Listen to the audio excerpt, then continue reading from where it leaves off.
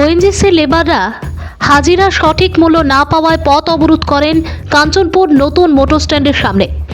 ওএনজিসির সাথে তাদের কথা ছিল ডেইলি 500 টাকা করে হাজিরা বিগত 31শে ডিসেম্বরের মধ্যে দেওয়া হবে, কিন্তু আজ পর্যন্ত তারা তাদের হাজিরা না পাওয়ায় পথ অবরোধ করেন দীর্ঘক্ষণ ধরে।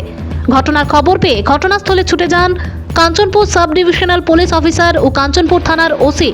আলোচনার মাধ্যমে লেবারদের 5 জনের একটি টিম মহকুমা শাসকের কার্যালয়ে নিয়ে যান।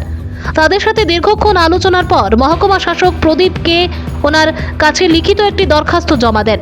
তাদেরকে মহকুমা শাসক আশ্বাস দেন আগামীকাল তাদের লিখিত কপিগুলি লেবার ইন্সপেক্টর অফিসে পাঠিয়ে দেবেন বলে।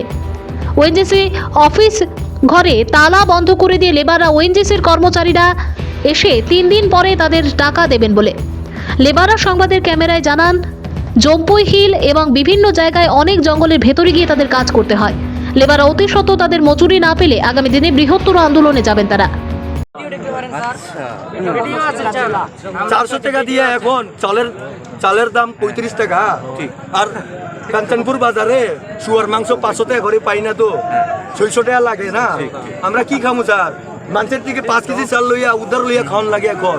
আর 15 তারিখ 45 দিন হইলে টাকা দিব। ঠিক আছে, আমরা কি এসে না বইয়া কথা কমু, সলিউশন বাইক কমু, ঠিক আছে? কিন্তু এটা সলিউশন না ভাই।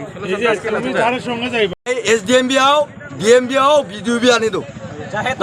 पैसा चाहिए, हमको पैसा चाहिए, पैसा देना पड़ेगा, नहीं तो हम जाने वाला नहीं इधर से। नहीं तो जितना टाइम हम लोग इधर रुका है उसका भी पैसा चाहिए। ठीक है दादा, ठीक है, धन्यवाद।